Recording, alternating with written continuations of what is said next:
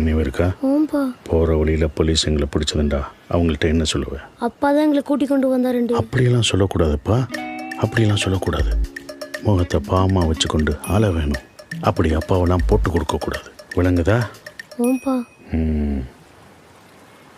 வசந்தி, போகிற வழியில் தப்பி தவறி எனக்கு ஏதாவது ஆச்சுண்டால் இன்னொரு கல்யாணம் என்னால் பண்ண இயலாது. பண்ண சொல்லாதீங்க. போகிற வழியில் எனக்கு ஏதாவது ஆச்சுண்டா பிள்ளைகளை பத்திரமா பார்த்துக்கிட்டு சொல்ல வந்தேன். ஓ, இதுகளை வச்சுக்கிண்டு கிளம்பலாமா? Yes daddy.